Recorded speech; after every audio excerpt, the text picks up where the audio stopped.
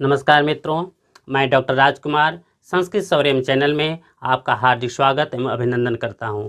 मित्रों, मेरे चैनल पे यदि आप पहली बार आए हों तो मेरे चैनल को आप सब्सक्राइब लाइक कर लें, जिससे कि गुरुजनों का विशिष्ट व्याख्यान, शास्त्रों का पंक्तिशः अध्ययन का वीडियो जैसे ही हम अपलोड करें वो तत्क्षण आपको नोटिफिकेशन के रूप में प्राप्त हो जाए। अपने इष्ट मित्रों को भी वीडियो शेयर करें जो संस्कृत अनुरागी हैं, जो विश्वविद्यालय महाविद्यालय के जो छात्र हैं, उन सबको, जो प्रतियोगी छात्र हैं, सबको इस अधिक से अधिक लोगों के पास लाभ मिले। मित्रों, आज के जो विशिष्ट वक्ता हैं, उस विशिष्ट वक्ता का मैं संस्कृत सौर्यम चैनल की तरफ से, अपने पूरी टीम की तरफ से उनका हार्दिक स्वागत एवं अभिनंदन करता हूं। आइए मित्रों, हम चलते हैं एक विशेष व्याख्यान की तरफ। धन्यवाद मित्रों। मैं कोलकाता से डॉक्टर कल्पना दीक्षित, प्रोफेशनली एक हाउसवाइफ हूँ और आज मैं सांख्य दर्शन के बारे में थोड़ी सी परिचर्चा करूँगी और सांख्य के सिद्धांतों को मैंने क्या समझा है ये मैं बताऊँगी। तो सबसे पहले हम भारतीय दर्शन की बात, सबसे पहले हम बात करते हैं दर्शन की। दर्शन क्यों? तो जब दर्शन में हम देखते हैं कि ऐसा नहीं है कि केवल दुख त्रय के अभिघात के लिए ही दर्शन है। दर्शन का उद्देश्य है ज्ञान की ओर जाना और ज्ञानोन्मुखी बनाने के लिए आपको वो अट्रैक्ट करने के लिए कहता है कि आपको दुख से मुक्ति मिलेगी। जैसे आप किसी शॉपिंग मॉल में जाते हैं तो फ्री का ऑफ़र चलता है और एक फ्री ऑफ़र, जैसे किसी प्रोडक्ट में कुछ फ्री है, ऑफ़र चल रहा है, उसके बहाने आपको बाज़ार में प्रवेश कराया जाता है। तो आप ये समझें, तो दर्शन क्यों, जैसे एक कॉमन टेंडेंसी है दुख मुक्ति, तो यह एक विज्ञापन है। दुख मुक्ति जो शब्द है ये एक विज्ञापन है। जैसे आप बाज़ार में जाते हैं तो यहाँ ऑफ़र चल रहा है, ये फ्री है फ्री है फ्री है के चक्कर में आपको बाज़ार में एंट्री करा दिया जाता है। सबसे पहले कोई फ्री गिफ्ट दे दिया जाएगा या फ्री हम लोग के यहाँ चाय कॉफ़ी कभी कभी पिला देते हैं, अब आप अंदर आइए। तो यहाँ जो दुख मुक्ति है, इस कॉन्सेप्ट के माध्यम से आपको ज्ञान के बाज़ार में प्रवेश करा दिया जाता है। ठीक है, यहाँ ज्ञान मतलब क्या? ज्ञान का मतलब है कि जो दिख रहा है, जो हमारा प्रत्यक्ष है, वो चाहे चाक्षुष प्रत्यक्ष हो, चाहे अन्य चार इंद्रियों का प्रत्यक्ष हो, या किताबी ज्ञान हो। किताबी ज्ञान को हम अनुमान और शब्द प्रमाण में रख सकते हैं एक स्तर पर, ठीक है, और या फिर वह अनुभव प्रतिभिज्ञा हो, उससे परे हम देखें। तो दर्शन का प्रयोग दृष्ट से अदृष्ट की ओर, जो हम नहीं देख पा रहे हैं, और इस चक्कर में आपको ज्ञानोन्मुखी बनाकर ब्रह्मांड के रहस्यों को बताता है। तो जब आप अगर सीधे से हम किसी को बुलाएं कि आइए हम बताते हैं ब्रह्मांड के रहस्य, बिग बैंग थ्योरी कैसे हुई और कैसे सारी चीज़ें आई, कैसे ये सृष्टि बनी, सबसे पहले हम उसकी अगर फिजिक्स के हिसाब से बिग बैंग थ्योरी की व्याख्या करेंगे या फिर भूगोल ज्योग्राफी के हिसाब से बताएंगे कि सूरज कैसे बना, हीलियम गैस और कैसे नाभिक बदलते रहते हैं, तो गर्म आग का गोला है, फिर कैसे पानी बना, तो कोई नहीं आएगा पढ़ने। तो भारतीय मनीषी इतने चतुर विद्वान थे कि उन्होंने अपनी भारतीय संतति को ज्ञानोन्मुखी बनाने के लिए कहा कि आप दुख त्रय से, यह जो भी है, सबसे मुक्त होंगे। कैसे? रहस्य जानकर। तो कौन से रहस्य? ब्रह्मांड के रहस्य, सृष्टि के रहस्य। और जो कॉन्सेप्ट ऑफ मोक्ष है, that's the upper limit of knowledge. तो आप देखेंगे सारे दर्शन का एक उद्देश्य है मोक्ष। मोक्ष मतलब अपर लिमिट ऑफ नॉलेज को, जब आप ज्ञान के उच्चतम शिखर तक पहुंच जाएंगे, जो कि असंभव है, लेकिन वहां तक जब आप जाएंगे तो आप मुक्त होंगे। मुक्त मतलब आपका अस्तित्व सार्थक हो जाएगा। तो जो भी 84 योनियों में भ्रमण का कॉन्सेप्ट है, कर्म बंधन का है, जो भी है, सबका प्रयोजन सिर्फ एक है, आपको ज्ञान के लिए प्रेरित करना। भारतीय दर्शन में 9 स्कूल हैं। अगर हम मेजर देखते हैं 9 दर्शन हैं। सर्वदर्शन संग्रह में 16 हैं। मैंने सर्वदर्शन संग्रह पढ़ा, जिसमें से मुझे 11 ही रेलिवेंट लगे। तो इस दृष्टि से हम देखते हैं कि भारतीय दर्शन में फिर वही 6 और 3 का आता है, 6 आस्तिक 3 नास्तिक। और सांख्य एक ऐसा है जो आस्तिक और नास्तिक के बीच की कड़ी है। यह आप्त को प्रमाण मानता है, वेद को प्रमाण मानता है, लेकिन निरीश्वरवादी है। ईश्वर का कहीं कोई जिक्र नहीं मिलता है।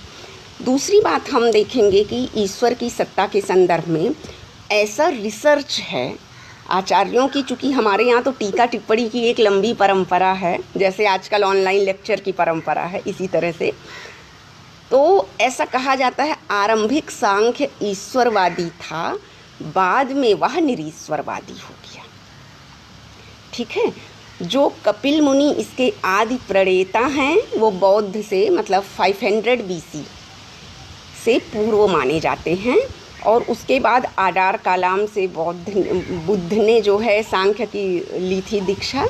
इस तरह से मिलती है परंपरा। जो सांख्य प्रवचन सूत्र है वो बहुत बाद का उपलब्ध जो है, लेकिन जो ओरिजिनल सांख्य रहा है कपिल मुनि प्रणीत, वह ऐसा कहीं उपलब्ध नहीं होता। सांख्य के जो मेजर टेक्स्ट हम लोग सांख्यकारिका MA और नेट के दौरान पढ़े होते हैं, मुख्यतः वही एक ऐसा ग्रंथ है जो पूरी तरह से सांख्य का प्रतिनिधित्व करता है और उसी की विविध टीका टिप्पणियाँ उपलब्ध हैं। ये अलग बात है कि गीता, महाभारत और उपनिषद में सांख्य का जिक्र मिलता है और सांख्य के आचार्यों का भी जिक्र मिलता है। आप कोई भी सांख्यकारिका की किताब उठाएंगे, उसकी भूमिका में आपको ऐतिहासिक यात्रा और उसके जो तर्क वितर्क हैं वो मिल जाएंगे। तो मुझे यहाँ सूचनाओं का संप्रेषण से ज़्यादा अच्छा है कि हम विश्लेषण पक्ष पर भी फोकस्ड रहें, क्योंकि सूचनाएं तो आप लोग बड़े आराम से कलेक्ट कर लेंगे, या आजकल तो PDF भी मिल जाता है। तो आप ये देखेंगे कि कपिल मुनि से आरंभ ईश्वर कृष्ण और ईश्वर कृष्ण की सांख्यकारिका की विविध टीकाएं। इनमें ये जो ग्रंथ कंपोज हुए हैं, हमारा उद्देश्य उनके तत्वों को जानना और उस तत्वों का व्यावहारिक विश्लेषण समझना है और ब्रह्मांड के रहस्य को सुलझाने में ये सांख्य दर्शन किस स्तर तक सोपान है। और जहाँ सांख्य विफल हो रहा है वहाँ अगर हम अपनी बुद्धि जगा लें तो मुझे लगता है कि बाकी अदृष्ट को हम साध सकते हैं, जो अंधेरा है उसे हम सुलझा सकते हैं, देख सकते हैं। लेकिन प्रायः हम लोग पढ़ के किताब बंद कर देते हैं, अपनी चेतना का इस्तेमाल नहीं करते। जो यहाँ कॉन्सेप्ट ऑफ पुरुष है उसको जब हम जानेंगे और उस चेतना से खुद को रिलेट करेंगे और उसको जब खुद को रिलेट करके उससे परे जो जहाँ सांख्य असफल हो रहा है, जहाँ सांख्य की आलोचना हो रही है, क्योंकि ब्रह्मसूत्र में भी और ये भगवत्पाद शंकराचार्य ने भी सांख्य की आलोचना की है। तो जहाँ सांख्य की आलोचना शुरू होती है पहले तो हम वहाँ तक पहुँचें, और जहाँ से उसके बाद क्या होना चाहिए ये हमारी चेतना डिसाइड करेगी एंड हम ब्रह्मांड के रहस्य जान सकते हैं। ठीक है। थोड़ा सा नोट्स मैंने बना लिया है सुबह 4:30 बजे उठ के। तो अगर हम सांख्य सिद्धांत की रूपरेखा पर जाएं तो उसमें आदिवक्ता कपिल, क्रम से मैं केवल नाम ले रही हूँ, आपको ग्रंथों में उनका रेफरेंस मिलेगा, किस महाभारत या गीता या श्रीमद् भागवत या योग सूत्र में कहाँ किस सांख्याचार्य का जिक्र है। ठीक है। तो कपिल मुनि जो बुद्ध से पूर्व रहे हैं, उसके बाद उनका जिक्र श्रीमद् भागवत में है। आराड कालाम जिन्होंने सांख्य का उपदेश दिया है बुद्ध को, कपिल के शिष्य आसुरी, उनके शिष्य पंचसिख, उनके शिष्य जैगीषव्य और फिर वार्ष्णेय। तो ये क्रम हम आचार्यों का समझ लें। इसके बाद हम देखते हैं प्रकरण ग्रंथ में ईश्वर कृष्ण की सांख्यकारिका और उसके विविध टीकाकार। ठीक है। तो अब हम देखते हैं कि सांख्य दर्शन मूलतः है क्या? प्रमेय शास्त्र है। एक तरह से सांख्य कारिका सांख्य दर्शन का प्रकरण ग्रंथ है जो एक देश से संबद्ध है, और वह एक देश क्या है? प्रमेय शास्त्र। यहाँ प्रमेय जो प्रमा है, रियलिटी, टॉप रियलिटी, जहाँ तक हम पहुँच नहीं सकते, ठीक है, उस रियलिटी में क्या क्या है ये प्रमेय हो गया, प्रमा का विषय। रियलिटी का विस्तार हो गया प्रकृति, पुरुष और 25 तत्व। उसे हम जानेंगे कैसे? प्रमाण के माध्यम से। That's the epistemology. जब हम प्रमेय की चर्चा करेंगे तो वो होगा तत्व मीमांसा, ऑन्टोलॉजी। और जब हम प्रमेय को कैसे जानेंगे तो जाहिर सी बात है प्रमाणों के माध्यम से हम प्रमेय को जानेंगे, वो हो गया एपिस्टिमोलॉजी। सांख्य कारिका में खासकर जो है, एक मैं और अपनी कमजोरी बता दूं, हमारे यहाँ स्टडी रूम की लाइट 5 दिन से ख़राब है, कोई टेक्नीशियन नहीं है, और सांख्य तत्व कौमुदी मेरी कहाँ है मुझे भी नहीं पता। तो कोई त्रुटि हो तो आप लोग खुद से किताबों से सही कर लीजिएगा। और जाहिर सी बात है याद बहुत ज़्यादा याद नहीं रहता है, बहुत पहले पढ़ाई छूट चुकी है, और सांख्य और मीमांसा मुझे थोड़ा कम पसंद रहे पहले। खैर, अब आप देखेंगे कि प्रमाणों को, प्रमेय को हम कैसे जानेंगे? प्रमाण के माध्यम से। प्रमाण सांख्य ने स्वीकार किया सिर्फ 3, जहाँ अर्थापत्ति अनुपलब्धि को भी प्रमाण माना गया है और इसको उपमान को भी माना गया है, वहाँ सांख्य सिर्फ प्रत्यक्ष, अनुमान और शब्द को प्रमाण मानता है, और सिर्फ 2 कारिकाओं में, 3 कारिकाओं में समेट देता है प्रमाण को, क्योंकि सांख्य का उद्देश्य प्रमेय तत्व मीमांसा है। आप देखेंगे, अगर आपने न्याय पढ़ा होगा या न्याय का प्रकरण ग्रंथ तर्क भाषा पढ़ा होगा तो अनुमान में बहुत माथापच्ची है। न्याय सिद्धांत मुक्तावली में अनुमान में ही पूरा विश्लेषण है। वो प्रमाण के विश्लेषण में प्रमेय को ही भूल जाओ, अनुमान को आप समझते समझते न्याय के अनुसार ये भूल जाएंगे कि अनुमान हम पढ़ क्यों रहे हैं, किस रियलिटी को जानने के लिए, वो भूल जाता है, केवल अनुमान ही नहीं समझ में आता। तो सांख्य ने यहाँ थोड़ी सी सुविधा दे दी, प्रमाण का सांकेतिक विश्लेषण किया 2-3 कारिकाओं में, और प्रमेय का व्यापक विश्लेषण किया। तो जब आप अध्ययन करके बोध लेंगे तो आपको विविध शास्त्रों को लेना ही पड़ेगा। अभी एक दिन पहले मुझसे एक ने वेदांत का क्वेश्चन किया, आत्म और आत्मा, और उसके विश्लेषण में मुझे न्याय का सहारा लेना पड़ा, नवी न्याय का। तो जब आप खुद समझेंगे, आप सारे दर्शन पढ़ें लेकिन खुद के अवबोधन के लिए कहीं ना कहीं, जैसे ये दर्शन एक दूसरे का परस्पर विरोध करते हैं, उसी तरह ये दर्शन एक दूसरे के पूरक भी हैं एक एक स्तर पर। अब आप जैसे एक स्ट्रेट सीढ़ी चढ़ते समय कहीं ना कहीं से सपोर्ट लेंगे पकड़ने में, तो ऐसे ही समझिए कि आप किसी एक धारा से जब आप ज्ञान की यात्रा में आगे बढ़ रहे हैं तो कहीं ना कहीं हर दर्शन का, हर ज्ञान का कहीं ना कहीं से सपोर्ट लेते हुए आपको विश्लेषण करते हुए आगे बढ़ना होगा। That's called interlinked. ये सारे कैसे अंतर संबंधित हैं और आपको संरचनाएं भी पता चलेंगी, ठीक है। ये एक बात हो गई। तो पहली चीज़ हमने क्या देखा, सांख्य की परंपरा में कपिल से लेकर मैंने ईश्वर कृष्ण तक देखा, सूचना केवल मैं दी हूँ। सांख्य प्रमेय शास्त्र है, तत्वों का विश्लेषण करता है। उन तत्वों को आप कैसे जानेंगे? अगर आप सांख्य कारिका ग्रंथ पढ़कर जानते हैं तो वो शब्द प्रमाण हो गया। अगर आप सांख्य कारिका के तत्व को, पंच महाभूत, पंच तान मात्रा को महसूस करते हैं खुद, तो वो प्रत्यक्ष हो गया। और अगर आप जो नहीं महसूस कर सकते हैं या जो नहीं दिख रहा है, प्रत्यक्ष से परे है, उसको आप अनुमान के माध्यम से जान सकते हैं। इन तीनों प्रमाणों को हम थोड़ा सा और लौकिक बना दें। जैसे हमारी क्षमताएं बहुत सीमित होती हैं, मनुष्य एक लघु मानव है, तो हम एक सीमित इकाई हैं, और जब हम असीम को जानते हैं तो जितना हम अपनी क्षमता से जान सकते हैं उतना हमें अपनी क्षमता, उतनी ज्ञान से, अर्जित ज्ञान से हमें अदृष्ट का अनुमान करना होता है।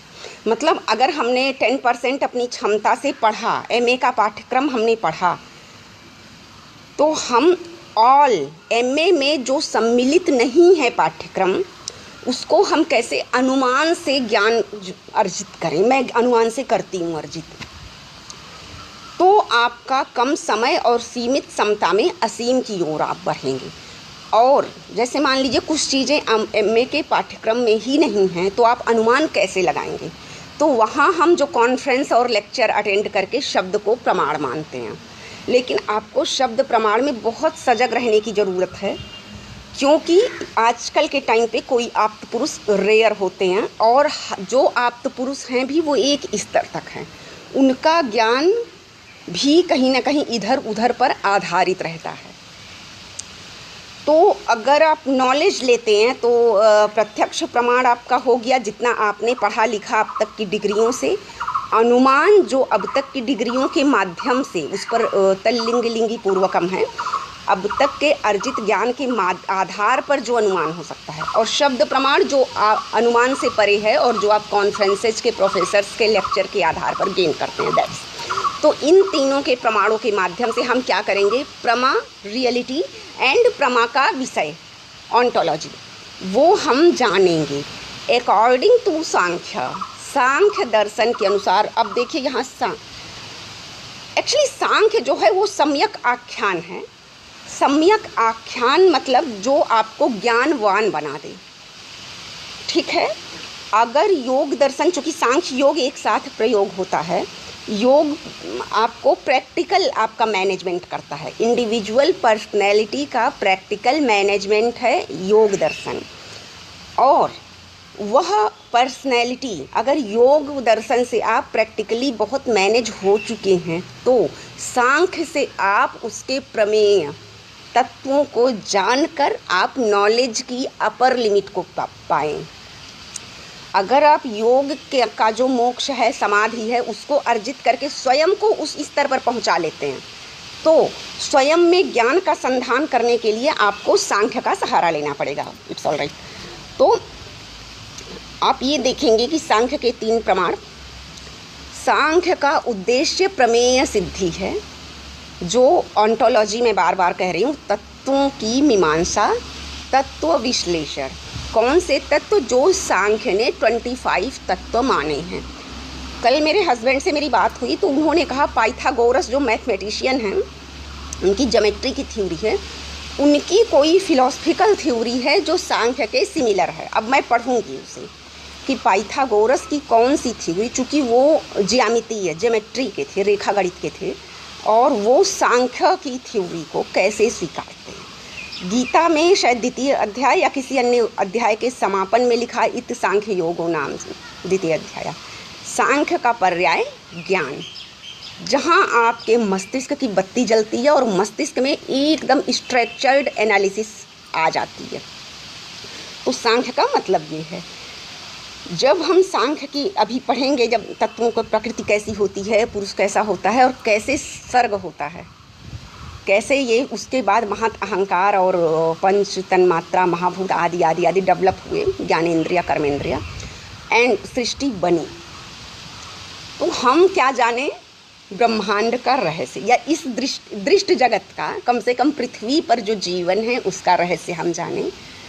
अपवर्ग हम उस चेतन पुरुष को जानेंगे, वह चेतन पुरुष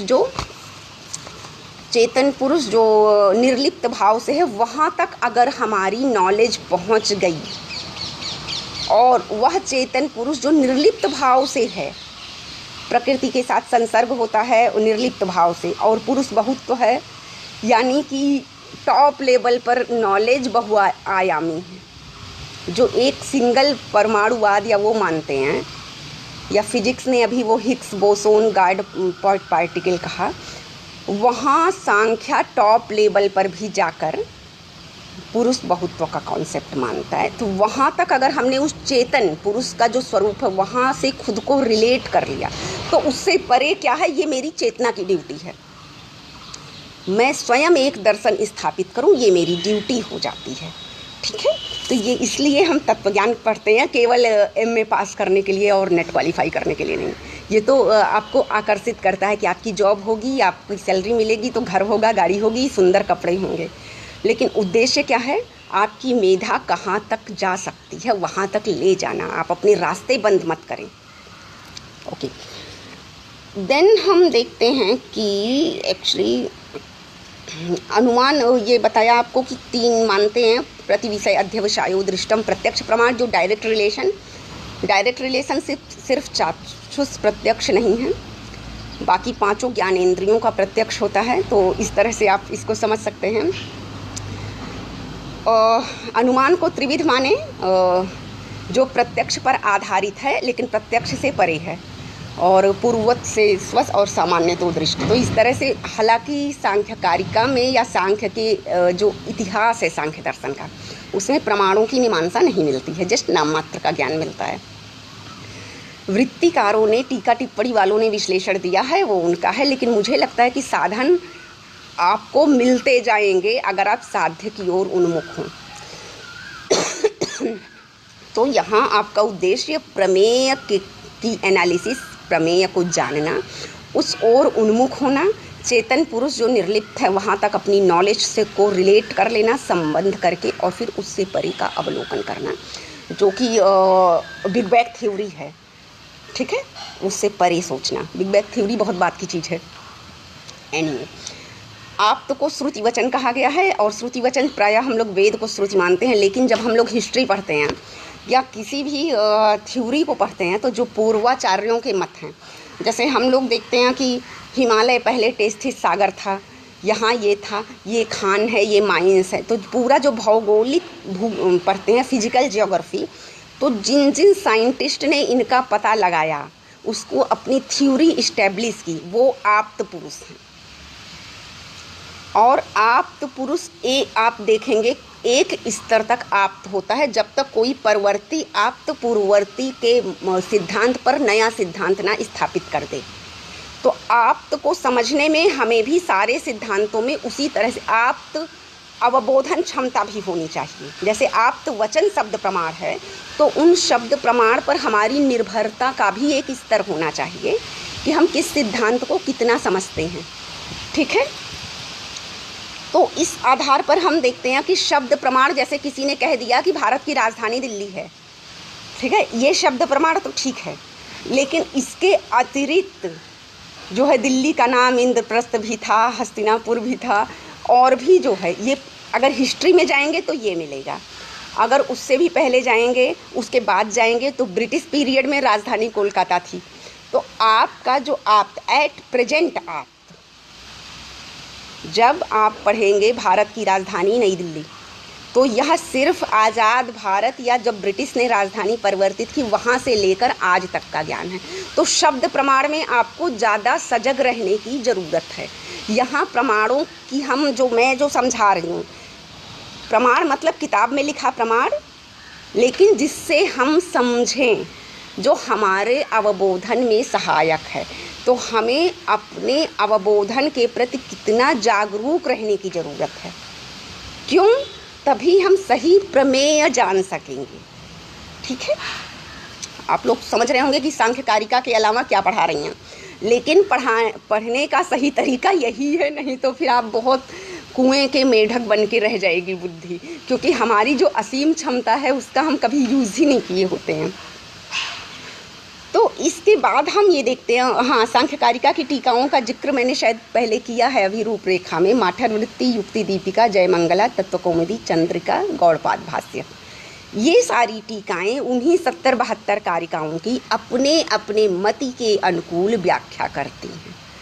आप सभी टीकाओं को पढ़कर उसके बाद मूल का सांख्य कारिका पढ़कर स्वयं उसका अर्थ निर्धारण करिए। टीका पर निर्भर रहना आपका अपना संकोच है।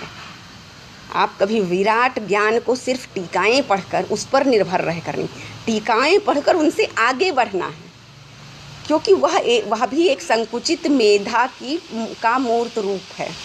ठीक है, तो टीका और भाष्य या तो आप अगर पढ़ें तो सिर्फ मूल को समझने में जहाँ तक सहायक हो, उससे परे अगर आपको समझना है तो टीकाएँ पढ़ने के बाद टीकाएँ बंद करिए और मूल ग्रंथ का पारायण आरंभ करिए। और हर पारायण में आपको न कुछ नया बोध होना चाहिए, ये शर्त होती है। जैसे पहले बता चुके हैं शायद, और उसमें जब आप किसी दुखत्रय अभिघाताज करके पढ़ते हैं तो पहले अक्षर अक्षर ज्ञान होता है ध्वनि का, ध्वनि के बाद उसका ध्वनि संयोजन, ध्वनि समुच्चय, शब्दों का ज्ञान, शब्द कैसे बने, कैसे संग्रंथित है, वाक्य कारिकाओं में कैसे निबद्ध है उसका ज्ञान, उसके बाद वो कौन सा अर्थ बता रहे हैं, कितना बता रहे हैं, अब तक के टीकाकारों ने कितने अर्थ कैच किए हैं, क्योंकि बहुआयामी होता है शब्द। आप किस नए आयाम तक अर्थ का बोध कर सकते हैं, वहाँ तक आपको पहुँचना ही होगा, नहीं तो धिक्कार है आपके विद्यार्थी होने पर। ठीक है, तो अब हम देखते हैं कि जो 24 एलिमेंट ऑफ संख्या है, 25 तत्व हैं, संख्या इनको कह दिया जाता है। और 25 तत्वों मूल 2 पुरुष सब में निर्लिप्त है। सबसे पहले प्रकृति, प्रकृति से महत, महत से अहंकार, अहंकार से 5 तन्मात्राएँ, एकादश इंद्रिय और 5 महाभूत। ये हुआ पुरुष सब में निर्लिप्त भाव से कॉमन फैक्टर है, निर्लिप्त भाव से कॉमन फैक्टर है, यानी कि हम में भी है। एक मैं आपको उदाहरण बताती हूँ, एक मेरा अनुभव था जब मैं एमए में थी, ये खासकर वेदांत में भी होता है।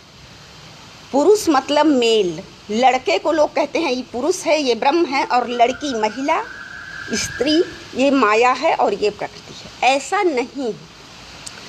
मैंने कहा कि मेरा संस्कृत वाङ्मय में परिचय है, मैं रिश्तेदारी छोटी सी है मेरी, बस मुझे सांख्य और मीमांसा नहीं आता। तो मेरे एक सीनियर थे, वहाँ भैया नहीं सीनियर को सर बोलते हैं, उन्होंने कहा कि उसमें समझना क्या है सांख्य में, तुम प्रकृति हो हम पुरुष हैं, ये कहा। इस तरह का अवबोधन और बताया जाना भ्रामक है। मैं अगर एक स्त्री हूँ तो मुझ में भी वह चेतन पुरुष निर्लिप्त भाव से है। अगर आप एक पुरुष हैं तो आप में त्रिगुणात्मक प्रकृति है। इसी तरह से अगर आप वेदांत की दृष्टि से देखेंगे तो मुझ में भी वह चेतन परम ब्रह्म है, चाहे वह मुझ में प्रतिबिंबित हो या मुझे अवच्छिन्न किए हो या मुझ में अंतर्निहित हो। और जो पुरुष हैं, मेरे पति हैं, मेरे बेटा है मेरा, मेरे पापा, मेरे भाई लोग हैं, मित्र लोग हैं, सब में माया उपाधि है।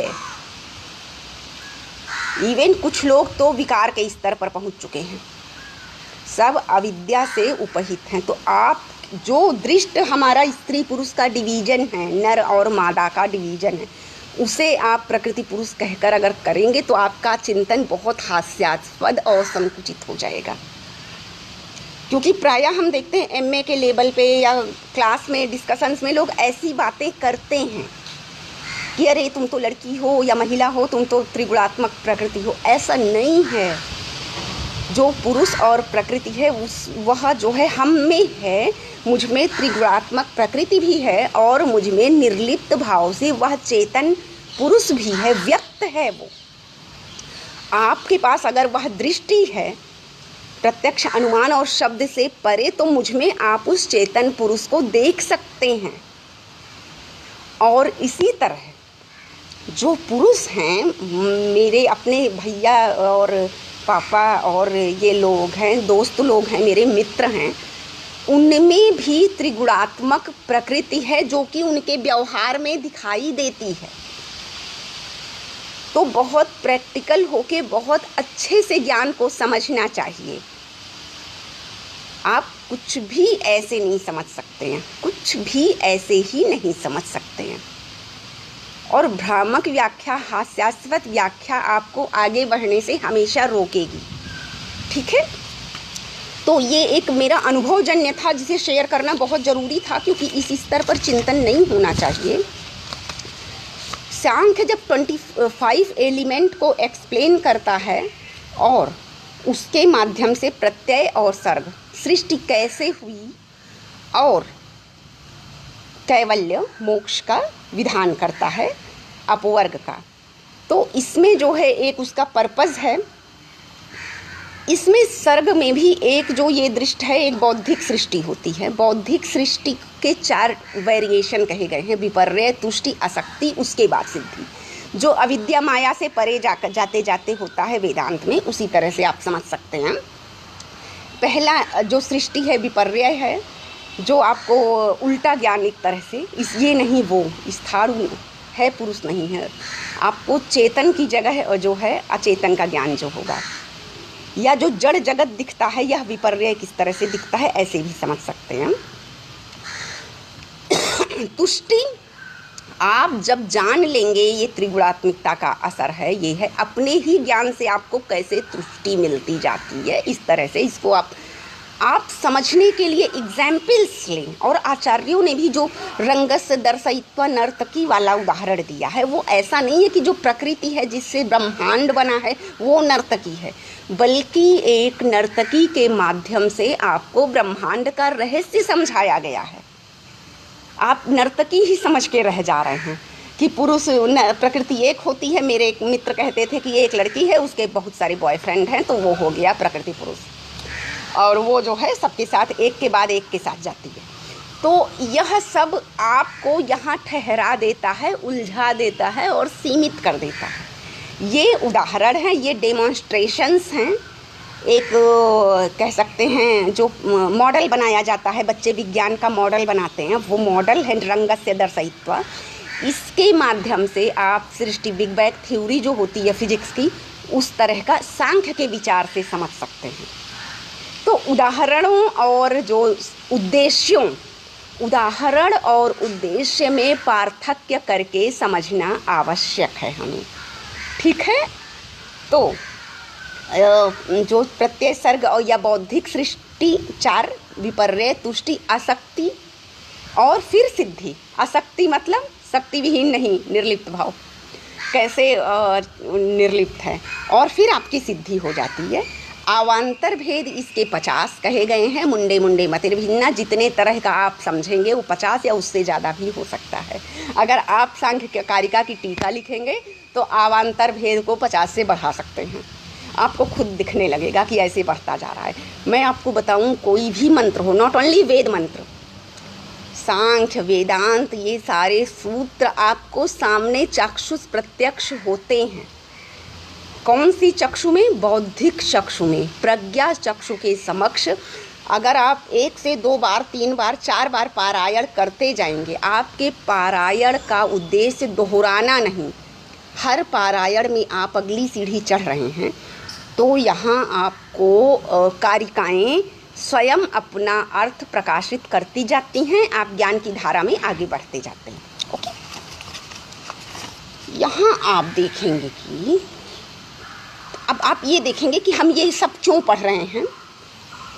कॉस्मोस जो है, कॉस्मोलॉजी, ब्रह्मांड का रहस्य हम क्यों पढ़ रहे हैं। इन्होंने कह दिया दुख त्रय अभिघात, आज दुख त्रय से मुक्ति, मतलब आपको ज्ञान की ओर प्रेरित कर लिया। आपका संकुचित जीवन जो हम खाए नहाए सोए, बच्चे पैदा कर दिए, बच्चे को स्कूल भेज दिए, घर बना दिए, एसी लगवा दिए, तो वहीं तक संकुचित ना रह जाएं। बच्चा बीमार हो गया तो रोने लगे, हमारा संकोच कैसे विस्तार में बदले, इसलिए दुख त्रय अभिघात। आज दिनेश आप नोट कर लेना ये सब। तो दूसरी बात, एक रहस्य होता है, हम क्यों पैदा हुए। कभी कभी अपने आप पे गुस्सा आता है, हम मर क्यों नहीं जाते, हम क्यों पैदा हुए, पता नहीं कैसे आ जाते हैं दुनिया में, कैसे कैसे लोग। ऐसी बातें आप व्यवहारिक जगत में सुनते होंगे। नौकरों को डांटना होता है तो लगता है कैसे ये लोग हैं, कैसे ये लोग हैं। यही सांख्य बता रहा है प्रकृति पुरुष और सृष्टि क्रम में। आपकी जो छोटी छोटी झुंझलाहट है, छोटे छोटे मनोविकार हैं, क्रोध, काम, क्रोध, लोभ, द्रोह है, सबका जवाब क्या है। सबसे परे आप ज्ञान के उन्मुख होकर देखो ये संरचना कि ये कैसे है, ठीक है। मतलब कि यह आपको एक अंतर्दृष्टि देती है समग्र को जानने का, समग्र को जानने का, ठीक है। एक सोपान है सत्य तक पहुंचने का। यहाँ तो मेरी नोट्स ख़त्म हो जाती है, अब मैं याददाश्त के आधार पर आपको बताऊंगी, इतना ही नोट कर पाई थी। सांख्य जो है वस्तुमूलक विश्लेषण है। क्या है? वस्तुमूलक विश्लेषण। भाव विश्लेषण क्या है? वेदांत। ठीक है, वो अवबोधन पर जोर देता है, कैसे अविद्या जन्य संसार को हम जानेंगे और कैसे फिर यह वस्तु जगत का विश्लेषण करता है और यह जड़ जगत है, इसके रहस्य को हम पूरा जानेंगे क्योंकि जड़ प्रकृति से यह उत्पन्न हुआ है। इसके विस्तार को जानकर इसमें चेतन किस तरह से निर्लिप्त भाव से है और उस निर्लिप्तता को जानकर उस चेतना में स्वयं को जो हम में है लेकिन निर्लिप्त है, वहाँ से खुद को रिलेट करके, ये ह्यूमन इंटेलिजेंसी है। निर्लिप्त से भी रिलेशन मेंटेन कर लेना ह्यूमन इंटेलिजेंसी है। फिर हम कैसे ब्रह्मांड के रहस्य को जानेंगे और जब हम एक बार जानना शुरू करेंगे तो सारे दुख से मुक्ति, मतलब आसपास की छोटी छोटी चीज़ें जो होती हैं वो बहुत कम लगने लगती हैं। ठीक है, इसके उदाहरण मैंने पहले भी बताया, छांदोग्य कठादी उपनिषद में मिलते हैं, महाभारत में मिलते हैं, गीता में मिलते हैं। ठीक है, यहाँ ज्ञान की थ्योरी है, सांख्य दर्शन थ्योरेटिकल नॉलेज है, सैद्धांतिक ज्ञान है। योग दर्शन व्यावहारिक प्रयोग है, सांख्य दर्शन सैद्धांतिक ज्ञान है। किसका? 25 तत्वों का सैद्धांतिक विश्लेषण है, एनालिसिस है। केवल आपको प्रमाण में ही नहीं उलझाता कि अनुमान पढ़ने में ही पूरी ज़िंदगी चली जाए, अपितु आपको प्रमेय तत्वों का विश्लेषण देता है जिससे आप आसानी से समझकर उससे परे सोचने के लायक बन सकें। ठीक है, अब इसमें बहुत सारी लड़ाइयाँ हैं कि बौद्ध के प्रभाव में अनीश्वरवादी हुआ, पहले ईश्वरवादी था। कुल मिला के यह आस्तिक दर्शन है, ईश्वर का प्रमाण नहीं मिलता है, या कहते हैं कि पहले रहा होगा वह उपलब्ध नहीं है। इस तरह से जो सांख्य प्रवचन सूत्र है वो बहुत बाद का है। आचार्यों ने खंडन में, चूँकि यह ईश्वर का जिक्र नहीं करता इसलिए शंकराचार्य ने खंडन किया और वहाँ सांख्य कारिकाओं का ही उपयोग किया है। तो आप अगर सांख्य कारिका को ही सम्यक समझ लेते हैं तो उसमें आपको एक ऐसा सूत्र है जिसकी डोरी के माध्यम से आप भवसागर पार कर सकते हैं। कॉन्सेप्ट ऑफ भवसागर भी एक नॉलेज का ही अपर लिमिट है, लेकिन लोग कर्मकांड के रूप में गाय की पूंछ पकड़ के और वो कर लेते हैं। लोगों ने आस्था को जिंदा रखा और ज्ञान को समझना छोड़ दिया। शायद ज्ञान समझने लगते तो आस्थाएं जिंदा नहीं रह पाती। तो कम से कम अगर आज आस्था और अंधविश्वास उपलब्ध है हमारे समक्ष तो उसमें हमारा दायित्व है हम ज्ञान का संधान कर लें। ओके, तो सीधे हम एलिमेंट्री इस पर बात करते हैं। पहले तो सांख्य का एक और विशेषता यह कार्य कारणवाद है। कार्य कारणवाद मतलब यह प्रकृति को कारण ही मानता है और बिना कारण के कार्य नहीं होता। जैसे कि न्याय आरंभवाद मानता है तो यह आरंभवाद नहीं मानता। जब आप सांख्य के चश्मे से देखेंगे तो आपको सच में लगेगा कि हर चीज़ का कोई ना कोई कारण होता है। ठीक है, बिना कारण के नहीं होता कुछ। तो ऐसे हम जब कारणों की तलाश का, आप विज्ञान देखेंगे, अगर आपको बुखार है तो ब्लड टेस्ट क्यों करवाया जाता है? कारण की तलाश में।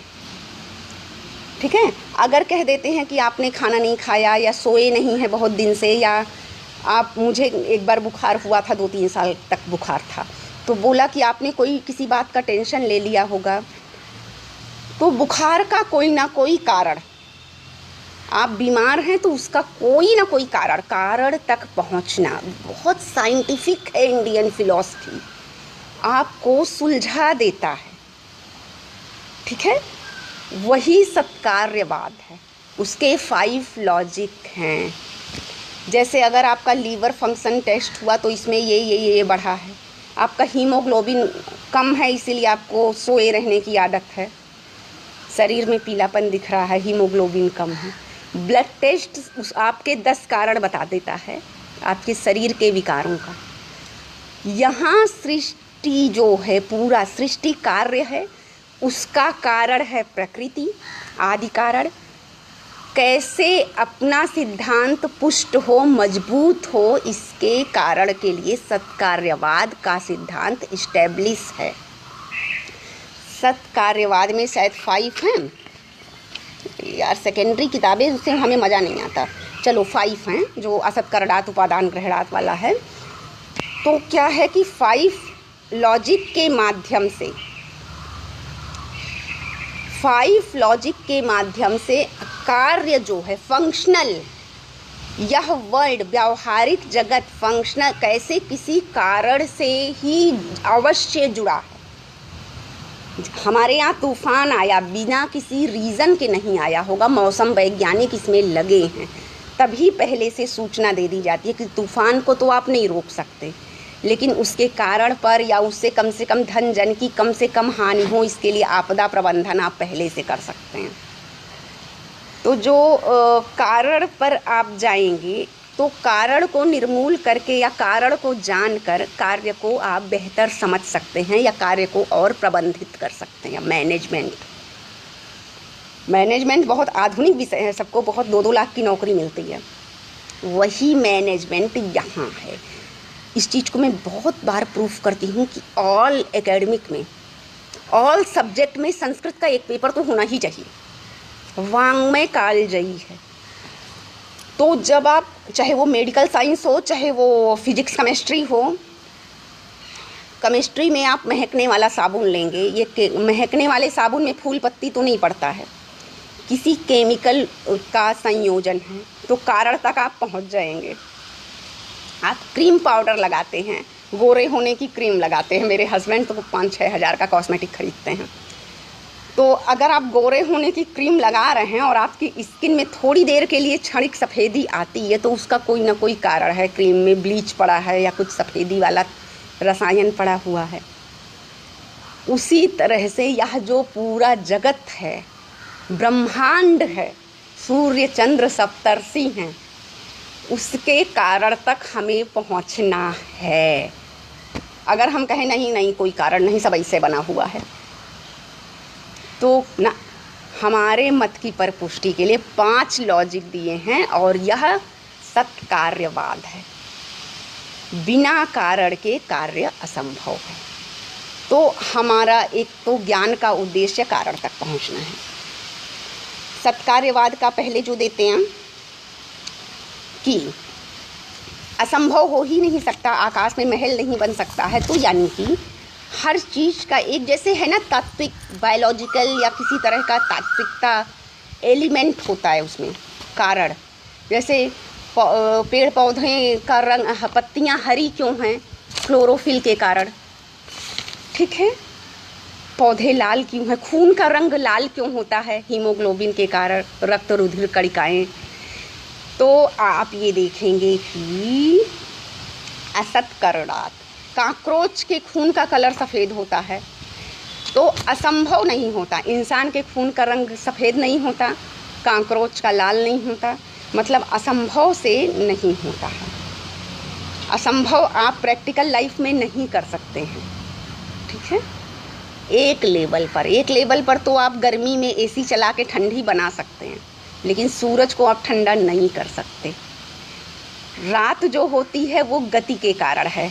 पृथ्वी सूर्य का चक्कर लगाती है और चंद्रमा पृथ्वी का चक्कर लगाता है, इससे रात दिन होता है, 1 साल होता है। यह गति के कारण है। हमारे आपके सामर्थ्य में नहीं है कि हम सूर्य को ठंडा कर दें, ठीक है, चंद्रमा को गर्म कर दें। तो असत्करणात् यही है, कोई ना कोई इसका कारण होगा। बिना कारण के रात नहीं होती, बिना कारण के ऋतु परिवर्तन नहीं होते, बिना कारण के कुछ भी नहीं होता। हमारा अस्तित्व भी बिना कारण के नहीं है। तो असत्करणात् मतलब किसी सत कारण की वजह से हमारा अस्तित्व है। हमें अपने अस्तित्व को सार्थकता देनी चाहिए, हमें सत कारण की ओर उन्मुख होना चाहिए, असत नहीं। असत फिर सांसारिकता है, सत की ओर जाएं। ज्ञान सत है, सत्कारणवाद अभी आपको ज्ञान की ओर प्रेरित करता है। तो असत्करणात्, एक तो असत नहीं हो सकता, अस्तित्व विहीन कोई भी नहीं है, सबका कारण है। एक ये हो गया। इसमें जो सांख्यकारिका उपदेश दिए थे, क्या है कि आकाश में महल नहीं बना सकते, कितने भी आप योग्य हैं, वास्तुकार हैं, विश्वकर्मा भी आ जाएं तो आकाश में भुवन नहीं तैयार कर सकते, दृष्ट भुवन नहीं तैयार कर सकते। तो जो ये दृष्ट जड़ जगत है, इसका कोई ना कोई अदृष्ट कारण है, ठीक। उसके बाद उपादान ग्रहणात्, कोई ना कोई माध्यम होता है, किसी कारण से ही कार्य होता है।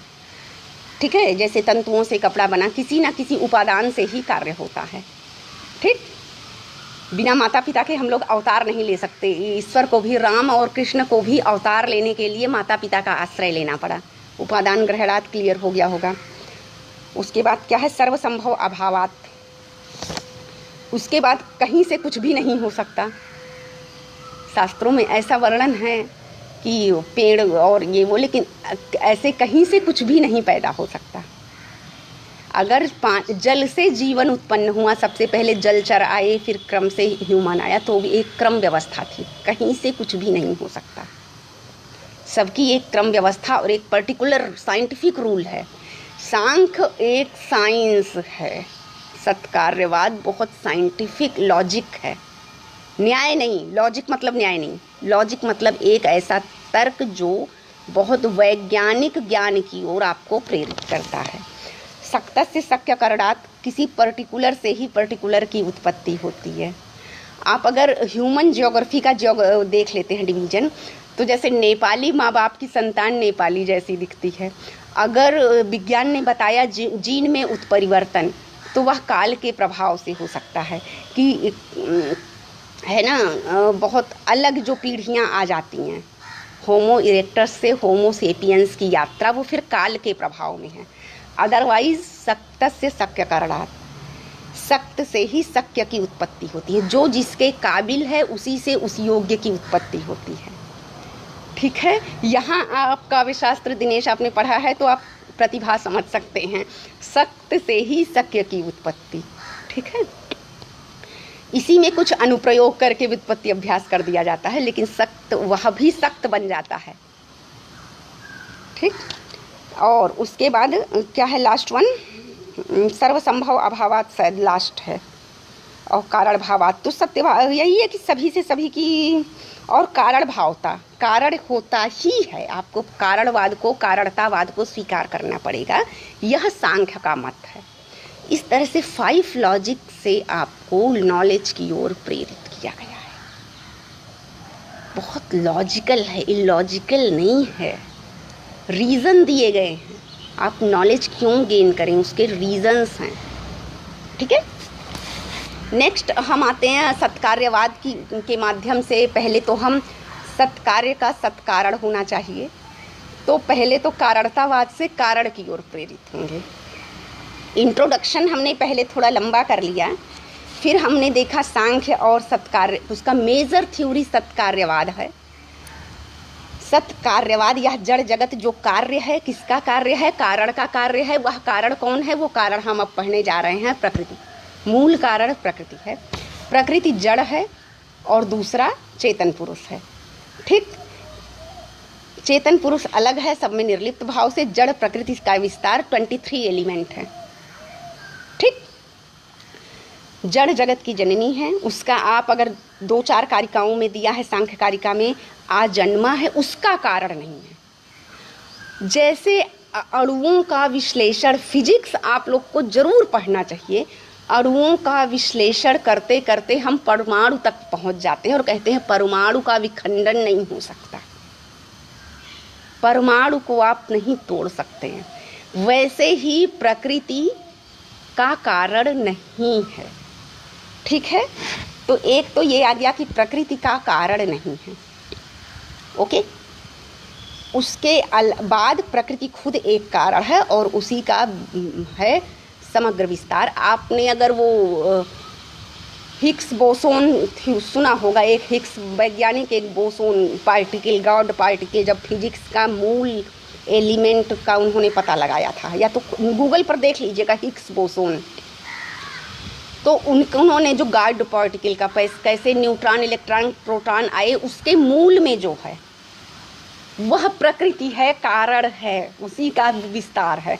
जिसको वैज्ञानिक आज भी सर्च कर रहे हैं, उसको सांख्य आचार्य ने एक वाक्य में बता दिया, वो प्रकृति है, उसका कारण नहीं है, उससे परे नहीं है। ठीक है, तो प्रकृति है, वही मूल प्रकृति है, उसका कारण नहीं है। नहीं तो आप डिस्टर्ब हो जाएंगे, कारणों का कारण मत पता लगाइए, यहाँ ठहर जाइए, इससे इधर का जगत देख लीजिए और फिर वो चेतन को जान लीजिए और उससे खुद को रिलेट करके आप मुक्त हो सकते हैं। मुक्त मतलब अपना शरीर, अपना ज्ञान, ये अस्तित्व तो बोझ नहीं है। आप क्यों आए हैं ये आप जान लेंगे। ज्ञान को हासिल करना मुक्ति है। ठीक है, तो मैं जल्दी जल्दी प्रकृति का बता देती हूँ। प्रकृति मेजर प्रधान है, कार्य जगत अव्यक्त रूप से इसी में विद्यमान है, प्रकृति में ही। प्रकृति नॉट ओनली नेचर, यह नेचर जो प्रकृति है वह भी यह प्रकृति नहीं है। इस सांख्य की प्रकृति को समझने के लिए यह प्राकृतिक, नेचुरल और नेचर से परे आपको अर्थ समझना होगा, विस्तार समझना होगा। और कोई भी स्त्री या हमारी माँ, हमारी बहन प्रकृति नहीं है, उसमें भी पुरुष है। तो अव्यक्त है, अतीन्द्रिय होने से उसका प्रत्यक्ष ज्ञान नहीं होता है। या तो आप अनुमान के आधार पर उसे जान सकते हैं या फिर शब्द प्रमाण से जान सकते हैं। अगर आपके अनुमान का सामर्थ्य आप में ईश्वर ने नहीं दिया है, आप नहीं अर्जित कर सकते हैं, तो आप शब्द प्रमाण से जान सकते हैं। अगर आप चेतन तक का साक्षात कर लेते हैं तो आप अनुभव प्रत्यक्ष से भी जान सकते हैं, ये मैं कह रही हूँ। तो प्रकृति की संज्ञा अनुमान भी है, आप अनुमान से जान सकते हैं। नहीं तो किताबों में लिखा पढ़कर आप शब्द प्रमाण से जान सकते हैं, और नहीं तो आप चेतन से खुद जागरूक होकर अनुभव प्रत्यक्ष से जान सकते हैं। वह सामान्य या अनेक पुरुष भोग्य है। अनेक पुरुष भोग्य मतलब कॉमन इन ऑल। पुरुष का मतलब कोई पुल्लिंग या कोई मेल कैरेक्टर नहीं, बल्कि वह चेतन एक एलिमेंट है। तो ऑल एलिमेंट में कॉमन फैक्टर के रूप में प्रकृति विद्यमान रहती है। पुरुष के द्वारा वह ज्ञेय है, उसे सिर्फ पुरुष, वह चेतन, जैसे केमिस्ट्री होता है ना, क्लोरीन डालने से पानी का रंग लाल हो गया, चूना कैसे उसमें अगर आप पानी चूने में डालें तो कैसे धुआं उठने लगता है, उसी तरह से पुरुष जो एलिमेंट है वह जब प्रकृति से उसमें है तो पुरुष ही उसे जान सकता है प्रकृति के बारे में। ठीक है, एक है व्यापक है। ये सारा आप जो है कारिका की व्याख्या में समझ सकते हैं, आराम से मिल जाएगा। मैं कारिका वारिका सब गूगल करना पड़ता, मुझे किताब ही नहीं मिली। उसके बाद वह सत्व रज तम की साम्यावस्था है, त्रिगुणों से युक्त है और अचेतन है, इसलिए सुख दुख मोह से रहित है। अचेतन है लेकिन चेतन निर्लिप्त भाव से उसमें है, इसलिए यह समग्र प्रपंच का विस्तार है। लेकिन सुख दुख मोह से जब हम खुद जो है अब खुद को उस प्रकृति और उस चेतन पुरुष से रिलेट कर लेंगे तो हम खुद सुख दुख मोह से मुक्त हो जाएंगे। प्रकृति अचेतन होने के कारण सुख दुख मोह से रहित है और पुरुष चेतन है लेकिन त्रिगुणात्मक नहीं है, इसलिए सुख दुख मोह से रहित है। और हमें as a human being, as a ज्ञान पिपासु, ज्ञान जिज्ञासु, हमें दोनों के तत्वों को जानकर दोनों की पॉजिटिविटी को स्वयं में लेना होगा। ओके, उसके बाद वह प्रसव धर्मिणी है। प्रसव मतलब ये नहीं कि उसकी डिलीवरी होती है लेबर रूम में जाके या ऑपरेशन करा के, आप उसको ये समझिए, प्रसव धर्मिणी मतलब उससे परिणाम उत्पन्न होता है, उससे कार्य होते हैं। ठीक है, समग्र जड़ जगत प्रकृति का परिणाम है। मतलब कि प्रकृति जो जड़ जगत मतलब पेड़ पौधे जानवर चिड़िया सुग्गा हम आप सब जड़ जगत हैं और यह उस प्रकृति का परिणाम है। तो प्रकृति के व्यापक अर्थ को हमें समझना होगा। उसके बाद इसके विपरीत पुरुष है। लय में सभी इसमें विलीन हो जाएंगे। आविर्भाव और तिरोभाव है, उत्पत्ति और विनाश नहीं है। ठीक, आविर्भाव और तिरोभाव है। उत्पन्न होंगे, बिग बैंग थ्योरी से सब उत्पन्न हुआ, बिग रिप से सब उसमें समाहित एक दिन हो जाएगा प्रलय में। ठीक है, आविर्भाव और वो नहीं है। ठीक, प्रकृति की मैं शॉर्टकट कर रही हूँ, एकमात्र इस जगत का कारण प्रकृति है। सृष्टि में पुरुष का संसर्ग पंगु अंधवत होता है प्रतिबिंबित रूप में, कॉन्टैक्ट विदाउट रिलेशन। ये फिजिक्स वाले अभी सांख्य दर्शन पढ़ने लगे तो बहुत अच्छे से उनका आविष्कार नया नया हो जाए। प्रकृति की स्वतंत्र सत्ता के लिए 3 4 5 लॉजिक दिए हैं। कितना? 5 लॉजिक है। स्वतंत्र सत्ता में फर्स्ट वन कारण प्रकृति है, नाम परिणामात, परिणाम है कारण है, तो सीमित परिमित परतंत्र अव्यापक अनित्य अनेक है, ये सब मान के सॉरी मैं कुछ और पढ़ने लगी। मूल कारण जो है क्या है, कारण प्रकृति है। चलिए आप इसको मान सकते हैं, यह कारण प्रकृति है, सबका कारण है। ज़्यादा पढ़ेंगे तो कन्फ्यूजन आ जाएगा और एक्सप्लेनेशन जो इसमें दिखाया गया है कि एक एग्जाम्पल्स कारिकाकार ने दिया है कि कैसे एक नायिका अपने नायक को सुख देती है, अन्य विलेन को मोहित करती है और कुछ परिवार वालों को नीति नैतिकता को जो है वो दुख देती है। तो ये एग्जाम्पल है। यहाँ मतलब ये है कि त्रिगुण प्रकृति में विद्यमान है। उस त्रिगुणात्मकता को, सत्व रज तम को समझाने के लिए सिद्धांतकारों ने नायिका, दृष्ट जगत का नायिका और कोयल आदि का उदाहरण दिया। जैसे कोयल अगर बोली तो जो संयोग में सुख मिला, विरहियों को दुख मिला और अज्ञानी को मोह हुआ। इस तरह से माली जो है फूल सींचने वाला, वह मोहित हो गया। तो इस तरह से हम ये देखते हैं कि त्रिगुणों को समझाने के लिए आचार्यों ने उदाहरण दिए हैं। फिर यहाँ आंधी आने की संभावना है। ठीक इसी तरह से सारा जड़ जगत उससे उत्पन्न होता है, शक्तितः प्रवृत्तेश्च।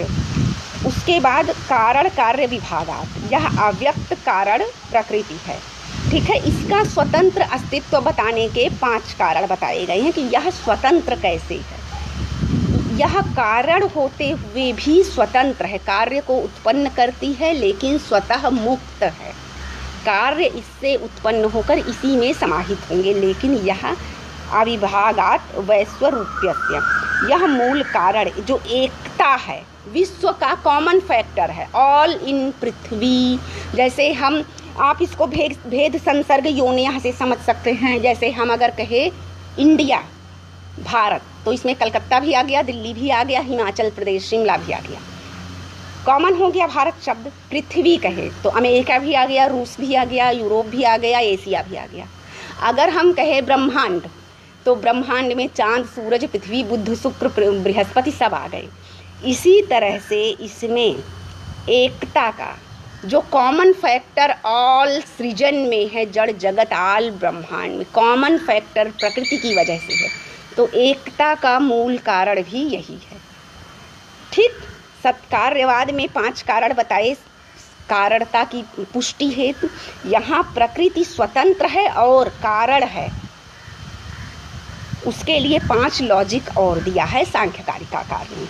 ठीक है, अब प्रकृति जो त्रिगुणात्मक है, प्रकृति कैसे स्वयं और उसके 3 गुण कैसे आगे बढ़ते हैं, 3 गुण और उन तीनों गुणों का विश्लेषणात्मक विस्तार, तो उससे उसके कार्यों का एग्जीबिशन लगता है, प्रदर्शन होने लगता है। ठीक है, प्रकृति अभी हमने कहा अनुमान से जाना जा सकता है, लेकिन जब उसके गुण उद्भासित होते हैं तो वहाँ प्रत्यक्ष सिद्धि की ओर हम बढ़ने लगते हैं। ठीक, गुण जो है सूक्ष्म और अतीन्द्रिय होते हैं, सत्व रजतम, लेकिन अनुभव से उनका प्रत्यक्ष होने लगता है, अनुमान से। सत्व गुण का कार्य सुख, रज का दुख और तम का मोह है। तो इस तरह से गुण जो कि द्रव्य रूप में है, उससे प्रकृति की साम्यावस्था है और उन गुणों का विस्तार अभी हम समझते जाएंगे। फिर कैसे प्रकृति जड़ जगत का कारण है, प्रकृति की कारणता और कार्य विस्तार को हम त्रिगुणों के माध्यम से ही समझेंगे। तो ये गुण द्रव्य हैं और प्रकृति इनसे बनती है, त्रिगुणों की साम्यावस्था से। लेकिन इन 3 गुणों का द्वंद्व हमेशा चलता है, यह द्वंद्व ही सृष्टि का विस्तार है। तो इनका क्वालिटी क्या है, प्रकाश, चलनशीलता, लघुत्व, गुरुत्व आदि आदि आदि। गुण इसलिए कहा जाता है क्योंकि यह मूल जो प्रकृति है उनकी अपेक्षा गौण है। प्रकृति मूल है और उसका कोई कारण नहीं है। और हमने शॉर्टकट थोड़ा किया है क्योंकि एक क्लास में सारा मैनेज नहीं होता। इसके जो सत्व रज तम 3 गुण हैं, ये गौण होने के कारण गुण कहे गए हैं। ठीक, ये पुरुष के उपकरण हैं। जब पुरुष और प्रकृति का संसर्ग होता है तो इन्हीं 3 गुणों में विचलन होता है और सृष्टि होती है। तो ये 3 वो उपकरण हैं, इंस्ट्रूमेंट हैं जिनसे सृष्टि बनती है। आप इलेक्ट्रॉन, न्यूट्रॉन, फोटॉन समझ लीजिए, समझने के लिए बता रहे हैं। किसी वैज्ञानिक कोई आकर मुझे मार डालेगा कि संस्कृत की हो कि तुम फिजिक्स पढ़ती हो। गुण का अर्थ एक डोरी होता है। डोरी मतलब यह एक एग्जाम्पल है अवबोधन हेतु। जैसे 3 डोरियों को मिलाकर एक रस्सी बनी जाती है, जैसे ये 3 भाग करके हम एक चोटी बना लिए हैं अपनी, तो ये जो 3 भाग की चोटी गुथी हुई है, ऐसे सत्व रज तम जो है आपस में मिलकर कभी कोई ऊपर कभी कोई नीचे, कभी कोई ऊपर कभी कोई नीचे, एक संसार का विस्तार है। ठीक है। और पुरुष रूपी पशु संसार में बंध जाता है। ठीक, यह एक गुण कैसे संसारिकता को जोड़ते हैं। ठीक, सत्व गुण शुद्धता का प्रतीक है, प्रकाश है, और शुद्ध सात्विक होने से लघुत्व, लघिमा सिद्धि अगर आपने पढ़ी होगी, नहीं पढ़ी तो आपने अष्ट सिद्धि नवनिधि के दाता हनुमान चालीसा जरूर पढ़ा होगा। अष्ट सिद्धियों में लघिमा एक सिद्धि है। लघिमा सिद्धि अगर आप समझना चाहें तो आप सांख्य को जरूर समझें। सत्वगुण शुद्धता या स्वच्छता का प्रतीक है, यह प्रकाशक है, लघु है। सत्व गुणों की, जब गुणों के गुण आप पढ़ेंगे तो लघुत्व आपका बोध आपको होगा सत्व गुण का। इंद्रियार्थ सन्निकर्ष होने पर सत्व से पदार्थ का प्रकाश या ज्ञान होता है, डायरेक्ट रिलेशन सत्व। लघु ऊर्ध्वगामी आपको ऊपर ही ऊपर लोक ले जाता है। ऊपर ही मतलब टॉप लेवल, छत पे नहीं ले जाता है, छत पे या 4th फ्लोर पे पहुंच चुके सत्व गुण से, ऐसा नहीं है। नॉलेज की अपर लिमिट की ओर आपको ले जाता है। ठीक है। और सत्व से सुख उत्पन्न होता है, सरलता, प्रीति, श्रद्धा, संतोष, जो पॉजिटिव मनोविकार हैं वह सत्व गुणों के कारण हैं। शुक्ल वर्ण, इसीलिए कहते हैं सात्विकता में प्रकाश होता है, शुक्ल वर्ण है। रजोगुण अशुद्धि, धूल धूसर, सक्रिय, चल, उपष्टंभक या संश्लेषजनक है। आप देखते हैं जो बिजनेसमैन होते हैं, भागते हैं, दौड़ते हैं, कितना चाहिए नहीं पता, उस सत्व। तो समस्त क्रिया और प्रवृत्ति इसके कारण है। यह दुख उत्पन्न करता है, मान, मद, मोह, क्रोध, ये सब उपलब्धियां रजोगुण के कारण। रक्तवर्णी है। तमोगुण अंधकार है। और आप सीधा समझिए जो साधुओं का वो है सात्विक, जो वो होते हैं सफ़ेद धोती पहन लेते हैं, श्वेत वस्त्र उज्जवल, और लाल वस्त्र जो हिंदू धर्म में शादी का प्रयोग है वो राजसी जीवन है। और जो तमो ब्लैक ड्रेस है, काला वर्ण अगर है तो वह तामसी जीवन है, और भी कुछ धर्मों में प्रयोग किया जाता है। तो आप वहाँ से इसको समझ सकते हैं, स्वीकार मत करिए, समझिए, समझकर आगे बढ़िए। तो तमोगुण का ऐसा है, क्रिश्चियन सफ़ेद ड्रेस पहनते हैं, हिंदू लाल, और इस्लाम ब्लैक शादी में। तो आप वहाँ से सत्व रज तम को समझ सकते हैं। यहाँ मैं सपोर्ट नहीं कर रही हूँ, किसी को थोप नहीं रही हूँ, समझने के लिए बता रहे हैं। तो इस तरह से अज्ञान और प्रतीक है तमोगुण, और वह आपको भारी, अधोगामी, या कोई बात नहीं कहीं से भीख मांग के खा लेंगे, कुछ करने की क्या ज़रूरत है, ये वाला ही प्रवृत्ति ले आता है। और इसका रंग काला है, कृष्ण वर्ण है। तीनों सदा एक साथ रहते हैं। एक ही व्यक्ति में कभी बहुत वो दानी बन जाता है, सात्विक संतुष्टि कर लेता है, कभी पैसे के पीछे भागता है, काम के पीछे नशा हो जाता है, और कभी सब छोड़ के सो जाता है। तो आप एक में ही सत्वरजतम का वो देख सकते हैं, कैसे उठापटक चलती रहती है।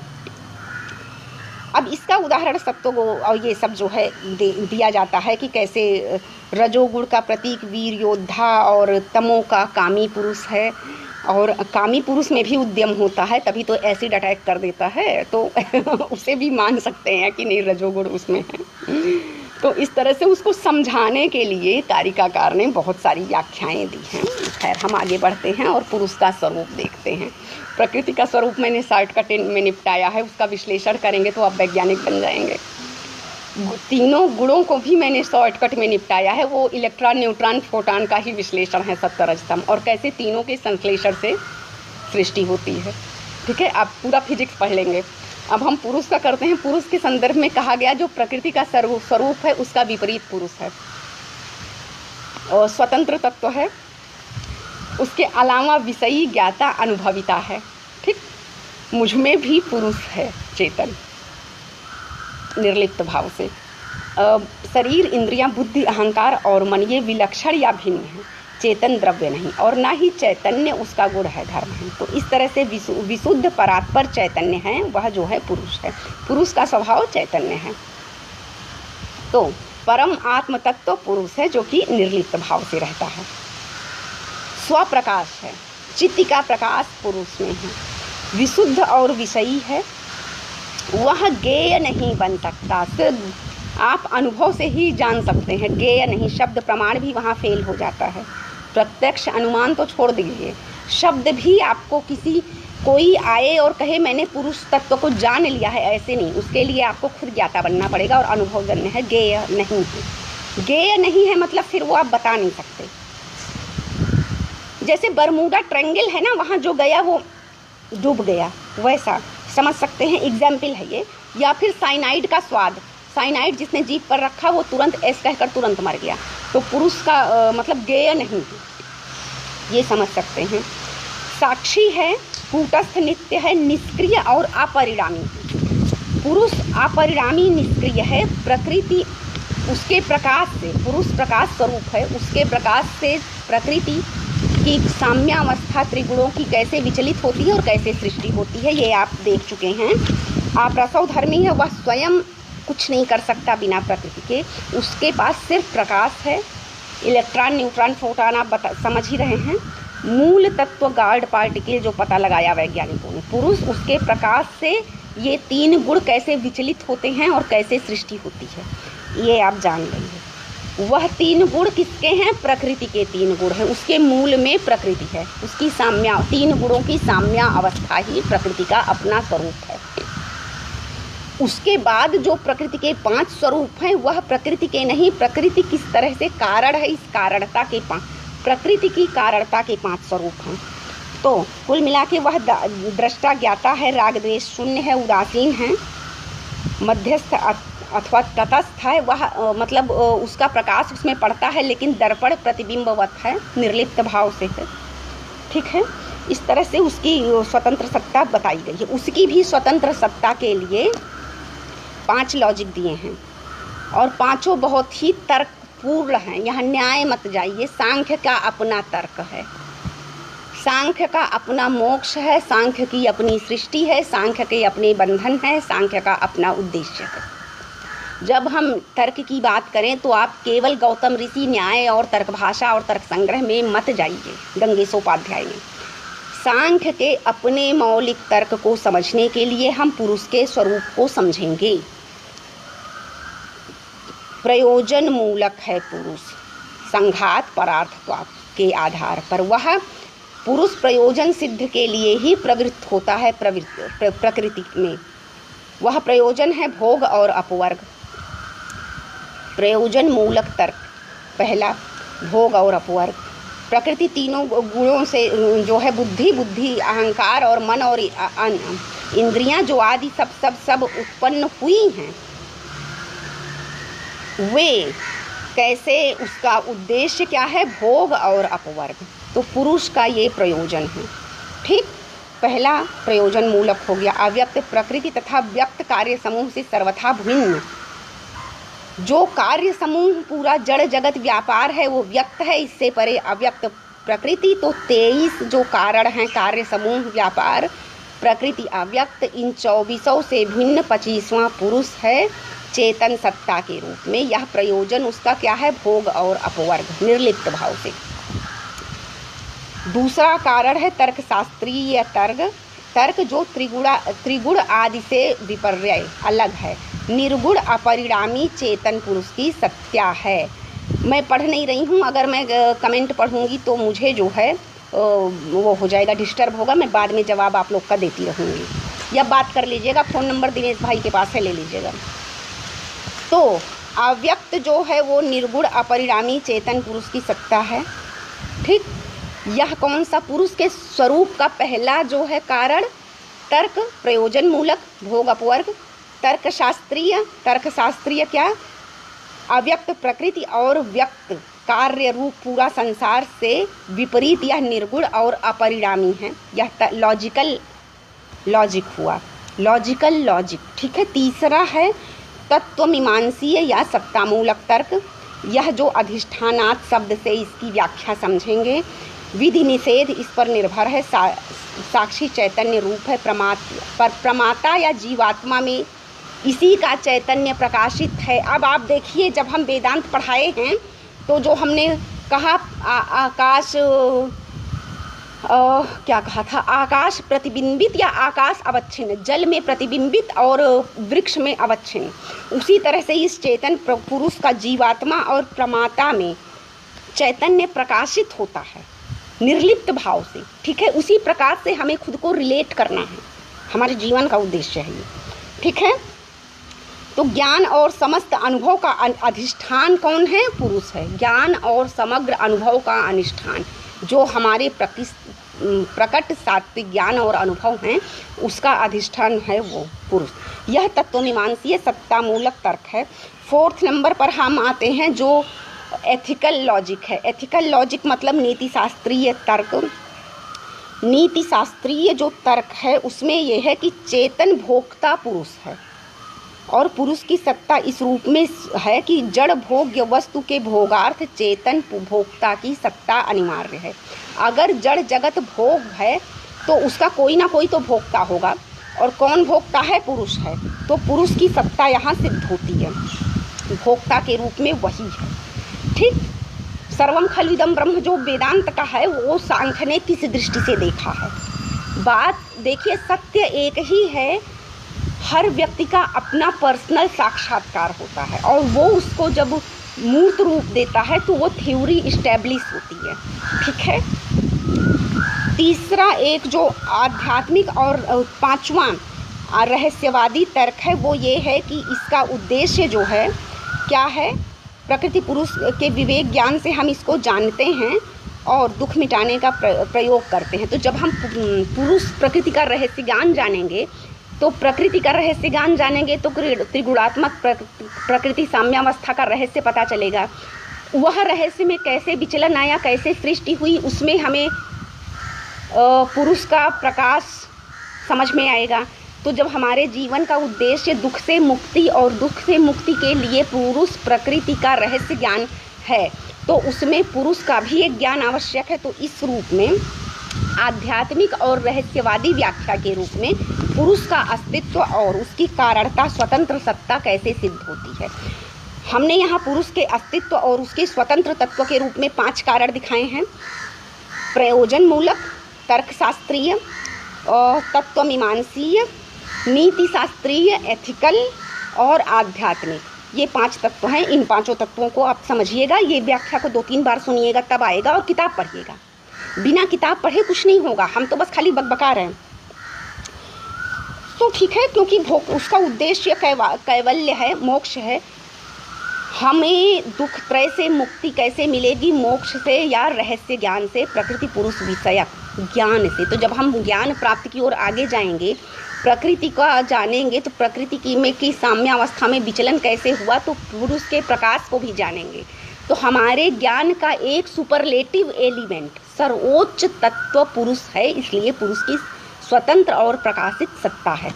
ओके, अब हम सर्ग पढ़ेंगे। सर्ग मतलब सृष्टि कैसे हुई, कितना नोट किया है, और सृष्टि क्रम, और उसके बाद मोक्ष, कितना टाइम हुआ, टाइम कोई लिख देता तो अच्छा होता। सर्ग मतलब गुणों की साम्यावस्था में प्रलय होता है। सर्ग मतलब प्रलय, गुणों की साम्यावस्था में। मैं कुछ कंफ्यूज हो रही हूँ, आई एम सो सॉरी, आप किताबें पढ़ के कंफर्म करिएगा। गुणों की साम्यावस्था प्रलय है, गुणों का विचलन जो है यही सृष्टि है, और ये अप एंड डाउन चलता रहता है, ठीक। तो प्रकृति का अपना जो मूल स्वरूप है साम्यावस्था, और वह जो प्रलय है वह भी साम्यावस्था हो जाएगी, तिरोभाव। प्रकाश जब पुरुष का होगा तो उससे विचलन आएगा। चलिए मैं 10 मिनट और लेती हूँ। तो उस विचलन से जो है कैसे सृष्टि होगी। ठीक, यहाँ विनाश नहीं है, उत्पत्ति और विनाश नहीं है, कारण आदि कारण प्रकृति है, उसी में से उत्पन्न हुआ, उसी में विलीन हुआ सब। ठीक है, उसी तरह से ये लेते हैं। रजोगुण और ये प्रकृति को सदा क्रियाशील माना गया है और प्रकृति के रजोगुण में सदा सब विद्यमान रहता है। ठीक है, सक्रिय ना हो तो भी गति, मतलब उसमें सब है, ये बार बार कहा गया है। सर्ग प्रयोजन मूलक है। सर्ग और प्रलय सर्किल की तरह चक्र चलते हैं। आपको रामचरितमानस अगर पढ़ा होगा तो जीवन मरण संयोग वियोगा, हानि लाभ सम सब दुख भोगा, काम काज अस हो ही गोसाई, बरबस रात दिवस की नाई। जो रात दिन का चक्र, काल का चक्र, काम का चक्र, जीवन और मरण का चक्र, संयोग और वियोग का चक्र चलता है, दैट्स नेचुरल। तो ये प्रकृति है, सर्ग और प्रलय चलता रहता है चक्र की तरह। ठीक है, और उसके बाद सर्ग जड़ प्रकृति का कार्य है, सर्ग प्रयोजन मूलक है, पुरुष के भोग और मोक्ष के लिए यह सृष्टि अथवा सर्ग है। मोक्ष प्रकृति और पुरुष के भेद ज्ञान या विवेक ज्ञान पर ही निर्भर है। हमारा मोक्ष मतलब सुपरलेटिव नॉलेज को पा लेना। ठीक है, उसके बाद सर्ग जो है पुरुषार्थ सिद्धि के लिए है। क्यों है? पुरुषार्थ सिद्धि के लिए है। अगर हम इसमें जाएंगे कि कैसे रजोगुण में क्षोभ होता है और तीनों गुणों के संघर्ष से कैसे वैषम्य होकर होता है, प्रकृति प्रतिक्षण परिवर्तित होती है, नवोन्मेष होता रहता है, इसका यही कारण है सत्वरजतम। तो इस तरह से अगर हम उसके डीप में जाएंगे तो बहुत समय लग जाएगा। हम आगे सृष्टि क्रम देखते हैं। सर्वप्रथम जो है महत का आविर्भाव, महत है जिसे व्यष्टि में बुद्धि कहते हैं। उसी बुद्धि प्रकृतिजन होने से बुद्धि भी अचेतन कही गई है। ज्ञान चेतन है, बुद्धि अचेतन। यह भी सूक्ष्मतम तत्व है। पुरुष के चैतन्य को स्वच्छ दर्पण के समान स्वयं में प्रतिबिंबित कर लेता है। बुद्धि अचेतन है, लेकिन इसमें पुरुष चेतन को स्वच्छ दर्पण के समान कैसे प्रतिबिंबित होता है। एक्चुअली जब हम लोग ज्ञान मीमांसा पढ़ेंगे, नॉलेज एनालिसिस, नॉलेज विश्लेषण, तो ये सारी चीज़ें ज़्यादा काम आएंगी कि हमारी बुद्धि कैसे दर्पण है। लेकिन आप देखेंगे दर्पण में अगर आप अक्षर लिखेंगे तो उल्टा दिखेगा। तो हमें कितना जागरूक होने की ज़रूरत है कि दर्पण में हमारा चेहरा साफ दिख सकता है, लेकिन अगर हम अक्षर किताब दिखाएं तो किताब जो हम ये लिख कर लाए हैं नोट्स, ये देखिए ये उल्टा दिखेगा। तो दर्पण में उल्टा हमें दिखेगा। दूसरा, दर्पण की भी बहुत सारी वैरायटीज़ होती है। आप ब्यूटी पार्लर में जाएंगे, वहाँ हमारे चेहरा भयंकर कुरूप दिखने लगता है। जैसे कैमरा का लेंस है, इतना तरह का मोबाइल में कैमरा है कि आपका मेकअप वाला फ़ोटो कर देंगे, ऐसा कर देंगे, वैसा कर देंगे। तो बुद्धि भी, बुद्धि के विस्तार को आपको समझना ही होगा। ठीक है, जो पुरुष का प्रतिबिंब बुद्धि में पड़ता है, बुद्धि के दर्पण में, तो बुद्धि कितने तरह की हो सकती है। मुंडे मुंडे मतिर भिन्न, आप समझ लीजिएगा। ठीक है, दूसरी बात, बुद्धि में प्रतिबिंब पुरुष का बहुत सारा प्रतिबिंब उल्टा होता है, ये भी ध्यान रखिएगा। जैसे मेरे यहाँ पे टैटू बना है, तो जब मैं इसे देखती हूँ तो उल्टा दिखता है, अच्युतम केशवम। मुझे उल्टा यहाँ दिख रहा है, आपको शायद सीधा दिख रहा हो मेरा। ठीक है, तो इसीलिए बुद्धि में कैसा प्रतिबिंब हो, ज्ञान मीमांसा करना बहुत ज़रूरी है। उसके बाद चेतनवत कैसे हम आभास से ज्ञान को जानते हैं, यहाँ शैव दर्शन का आभास आपको मिल जाएगा। अब यहाँ जब इसको समझते हुए दर्पण प्रतिबिंब समझते समय आप शैव दर्शन को भी समझेंगे, तब समझेंगे कि पूरा दर्शन कैसे आपस में स्ट्रक्चर्ड एनालिसिस हम समझेंगे, संरचनात्मक विश्लेषण, तब हमको सारा अंतर संबंध क्लियर होगा। ठीक है, तो निर्गुण पुरुष सीमित साकार ज्ञाता और भोक्ता जीव के रूप में प्रतीत होता है नहीं, प्रतीत होता है। आप इसको समझने के लिए प्रतिभिज्ञा दर्शन या कश्मीर वाला दर्शन समझ सकते हैं, अगर थोड़ा बहुत पढ़े होंगे तो। ठीक है, बुद्धि का कार्य अध्यवसाय या कार्य आकार्य के विषय में निश्चय करना है। बुद्धि को यहाँ क्या बता दिया?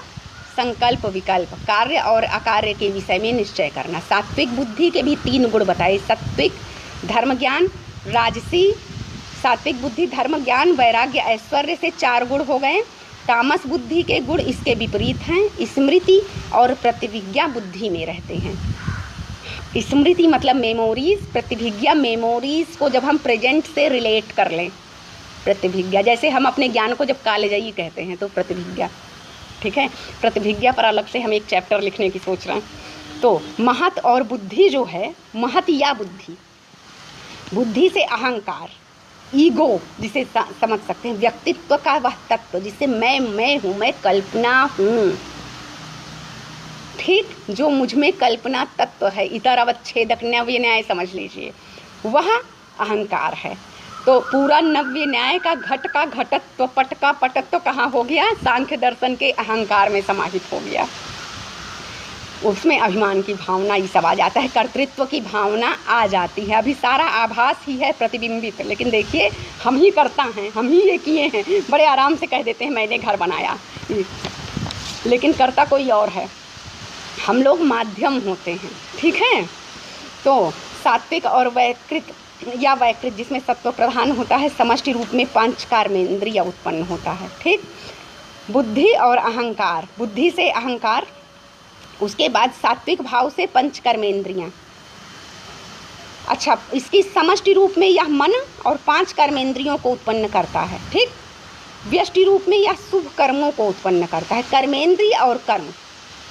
समष्टि से यह जो है अहंकार, समष्टि के सात्विक भाव से मन और 5 कर्मेंद्रियां, और व्यष्टि से यह उनके तज्जन्य कर्मों का प्रतिपादन होता है। तामसी गुणों से, तमोगुण की प्रधानता से अहंकार में, तमोगुण की प्रधानता से जो है सात्विक और तामसी अहंकार को शक्ति देता है, उससे कार्य उत्पन्न होते हैं, और व्यष्टि में यह अशुभ कर्म के जनक होते हैं। ये विस्तार समझ लीजिएगा किताब उताब से। तामसी गुणों से प्रमाद, आलस्य, विषाद को उत्पन्न होता है। तो और राजसी गुणों से व्यष्टि में यह अशुभ कर्म होता है, और समष्टि में सात्विक और तामस अहंकार को शक्ति देता है। ये आप समझ लीजिएगा कि जो महत या बुद्धि से अहंकार हुआ, उसी अहंकार से मन और 5 कर्मेंद्रियां उत्पन्न होती हैं समष्टि रूप में, और व्यष्टि रूप में तीनों गुणों पैरेलल चलते रहते हैं। सत्वरज तम बुद्धि, महत बुद्धि और अहंकार में वो जो पृथ्वी के प्रकृति के मूल हैं साम्यावस्था, वो विचलन होकर हर बुद्धि में भी हमारे कर्म में भी, इंद्रियजन्य कर्मों में भी कैसे चलते रहते हैं। तो विविध कर्मों का डिवीजन भी कैसे गुणों पर ही आश्रित है, इस तरह से हम समझ सकते हैं। सात्विक मन, सात्विक अहंकार से उत्पन्न जो है अतीन्द्रिय है, इसका कार्य संकल्प अर्थात संकल्पना है इंद्रियों से। अब आप देखिए बुद्धि को दोनों कहा है, संकल्प विकल्प, कार्य अकार्य का निश्चय, लेकिन मन को संकल्प कहा गया है। थोड़ा सा अलग दर्शनों से यहाँ भेद कैसे है, ठीक है। निर्विकल्प संवेदन को सविकल्प रूप देता है मन, इंद्रियों से प्राप्त जो यहाँ इंद्रियां मन को संचालित करती हैं, इंद्रियां जो ग्रहण करती हैं वह मन में आता है। मन में पहले से कुछ नहीं आता कि मन में आया और हम ये किए, नहीं, इंद्रियों ने जो ग्रहण किया वह मन में आया। ये जब हम वैलिडिटी ऑफ नॉलेज या नॉलेज एनालिसिस करेंगे तो ये ज़्यादा अच्छे से समझ में आएगा।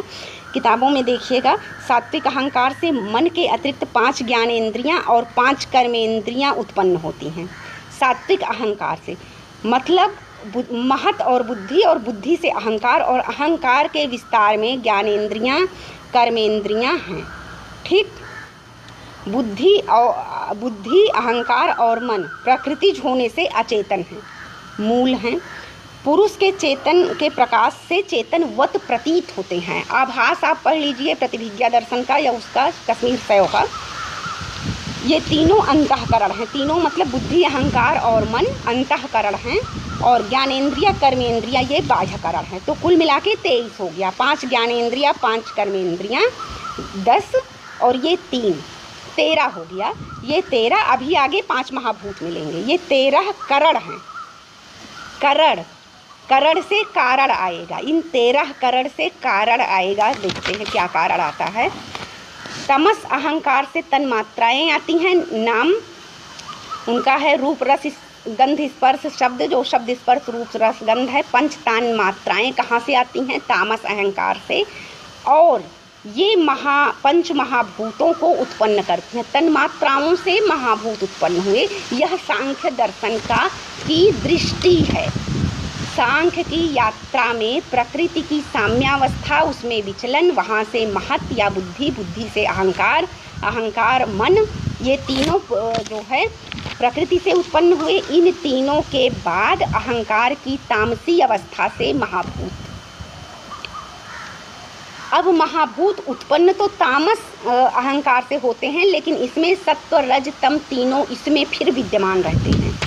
तो तन्मात्राएं आई, तन्मात्राओं से महाभूत आए।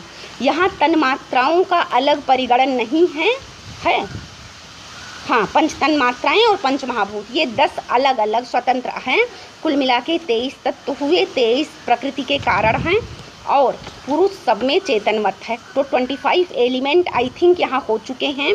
आप इसको जो है तत्प्रसूत 23 तत्व, सृष्टि क्रम में सबसे प्रधान प्रकृति, उससे उत्पन्न 23 और 23 के बाद पुरुष जो सब में चेतनवत प्रतिबिंबित है।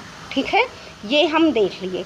इसके अलावा सृष्टि का विकास क्या है? प्रयोजन मूलक है। आप निरुद्देश्य नहीं है। अगर आपका अस्तित्व है तो कोई ना कोई उद्देश्य होगा, आप उस उद्देश्य को सर्च करें। तो 24 तत्व अचेतन होते हुए भी चेतन पुरुष के प्रयोजन की सिद्धि करते हैं। जैसे हमने एक रोबोट बना लिया और वो रोबोट मेरा सारा काम कर रहा है। लाइक अलेक्सा ये करो वो करो वो करो, एलेक्सा मेरा सारा काम करता है। गूगल से ये सर्च कर दो एलेक्सा रुक जाओ, एलेक्सा चुप, एलेक्सा ने सारा काम किया। दैट्स द अचेतन एक इंस्ट्रूमेंट। तो ये जो 24 तत्व हैं ये अचेतन होते हुए चेतन पुरुष का सारा जो है प्रयोजन सिद्ध करते हैं। उसका प्रयोजन क्या है? भोग और मोक्ष। भोग और मोक्ष सांख्य दर्शन के हिसाब से सृष्टि का उद्देश्य है। आप समग्र संसार को जानते हैं और उससे मुक्त भी होते हैं। बंधन और मुक्ति, बंधन भी उद्देश्य है। ठीक है, बिना बंधन के मुक्ति संभव नहीं है, इसलिए आप बंध कर तब मुक्त हों। ठीक, इस यात्रा को आप जाने। जैव चक्र आप समझ सकते हैं। अचेतन वृक्षों में चेतन प्राणियों के उपभोक्तार्थ फल लगते हैं। परोपभोगार्थ स्रोत और नदी का जल जैसे उपभोग के लिए बहता है। तो जैसे नदी का अपना अस्तित्व है और उसका उद्देश्य है कि वो बहे, मरुभूमि को अभिसिंचित करे और उससे जो है पेड़ पौधे सींचे जाएं और जानवर पानी पिएं, या नदियों के किनारे सभ्यताएं विकसित हों, ये उद्देश्य रहा है। और फिर बंधन और मोक्ष।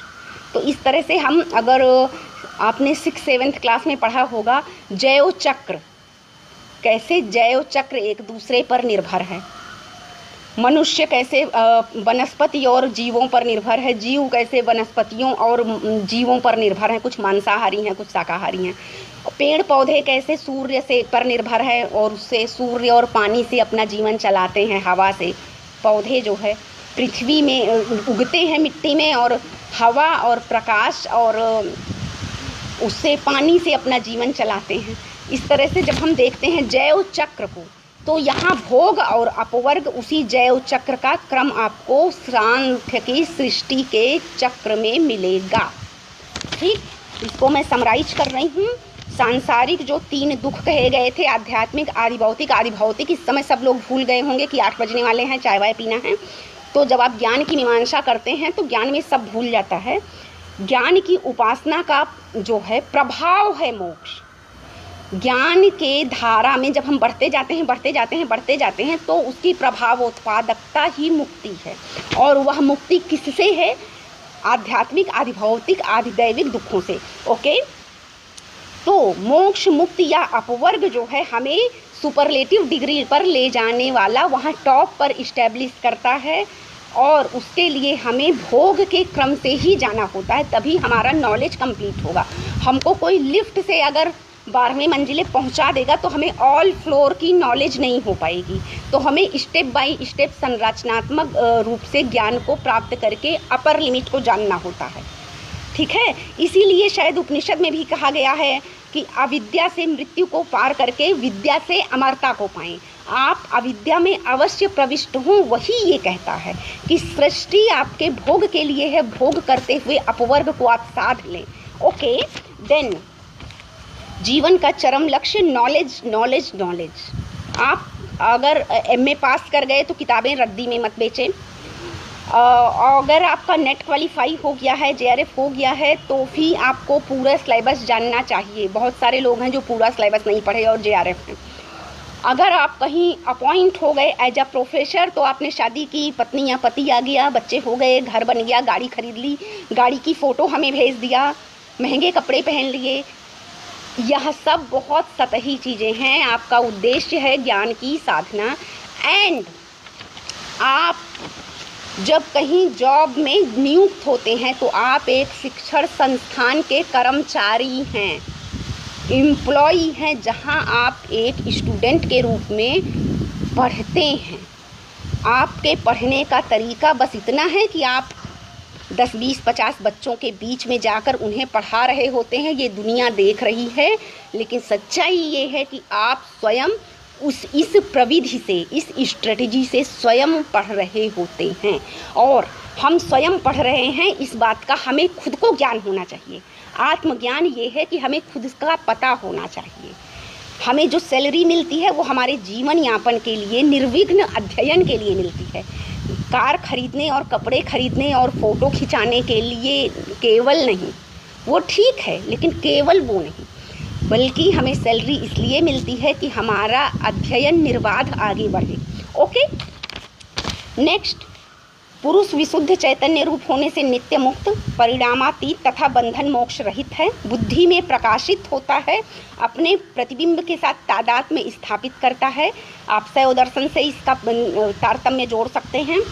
और अंतःकरण अवच्छिन्न चैतन्य। अब देखिए, फिर अंदर आ गया अंतःकरण अवच्छिन्न चैतन्य। मुझ में मैं एक स्त्री शरीर को धारण किए हूँ, मुझ में भी वह पुरुष चैतन्य अंतःकरण में प्रतिबिंबित है। कोई पुरुष ही पुरुष नहीं है, मैं भी पुरुष हूँ उस प्रतिबिंबित वत की वजह से। ओके, उससे जीवों के रूप में प्रतीत होने लगता है। तो वह बंधन जो है जीव का होता है, पुरुष का नहीं। हम नॉलेज कैसे गेन करें? जो सांसारिकता है यह उद्देश्य नहीं है, उद्देश्य हमारा क्या है? नॉलेज। पुरुष के स्वरूप का अज्ञान बंधन है। अगर हम ज्ञान की ओर उन्मुख नहीं हैं तो हमारी नई नई गाड़ियाँ बदलती रहेंगी, कपड़े नए नए आते रहेंगे, लेकिन शायद हम जिस उद्देश्य से आए हैं वो उद्देश्य नहीं मिलेगा। तो उस अज्ञान से मुक्त होकर हम, अज्ञान बंधन है और ज्ञान मोक्ष है। तो कैसे ज्ञानोन्मुखी हूँ? ओके, मुझे लग रहा है मैंने सांख्य दर्शन को समझाने का प्रयास किया है। इवन मेरे पास सांख्य तत्व कौमुदी नहीं थी, मैंने एक शिष्या से अपनी कुछ फ़ोटोज़ मंगवाई और 10-20 फ़ोटोज़ जो है पढ़ के किसी तरह नोट्स तैयार किया है। तो कुल मिला के हम सांख्य दर्शन को बहुत साइंटिफिक ढंग से पढ़ें। सांख्य की तात्विकता को समझने के लिए ज़रूरत पड़ने पर हम न्याय, शैव दर्शन, योग आदि का सहारा लेते रहें। और फिजिक्स को सृष्टि और लय को समझने के लिए हमें फिजिक्स अवश्य पढ़ना होगा, या फिजिक्स वालों को सांख्य दर्शन पढ़ना चाहिए, ये हम जाकर समझा सके, इसलिए भी हमें फिजिक्स जानना चाहिए। तो आप लोग का दिन शुभ हो।